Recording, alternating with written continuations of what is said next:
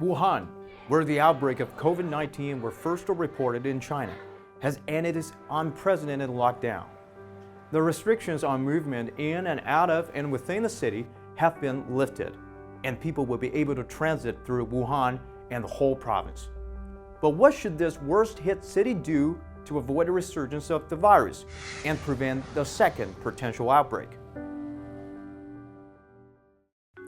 What if you put this question to scientists? The answer may be very simple, or at least sound simple. Keep face mask on and practice physical distancing.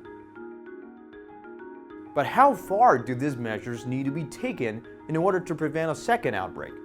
That's what a joint research team from China and Australia have been trying to figure out. Using a mathematical model called SEIT, they examined 6 days for potentially lifting the quarantine from the end of March to the end of April. Of course, the longer the lockdown was kept in place, the better the epidemic could be contained. According to their calculation, if Wuhan had remained in lockdown until the 25th of April and there is no important cases, the curve of epidemic would have seen a smooth decline without any chance of a rebound.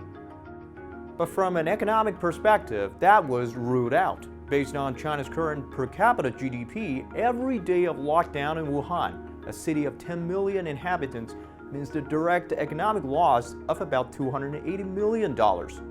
If the lockdown had been lifted at the beginning of April and social life had gone back to exactly how it was before, the team say we would have needed about 80% of people to keep wearing masks to maintain the hard-won control of the epidemic. What's more, if 80% of people kept on wearing masks, even lifting the lockdown at the end of March wouldn't have caused a rebound. But bringing about an end to the epidemic would have taken more time.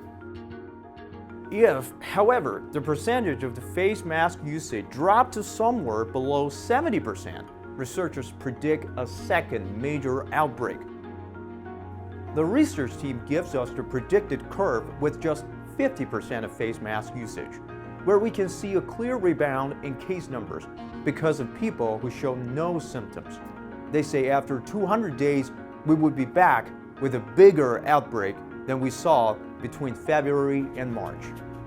The study also shows more public interactions, such as the influx of returning residents to Wuhan may demand a higher level of face mask usage if it's not to trigger a second outbreak. When there is 50% more interaction among people than before the lockdown, 80% of mask usage will be too low to prevent a second outbreak. But that's all math modeling. In reality, even after the lockdown has been removed, social activities cannot get back to 100% that fast, as many strict controls are still in place, and people will remain cautious for a long time. And all of those things will be helpful.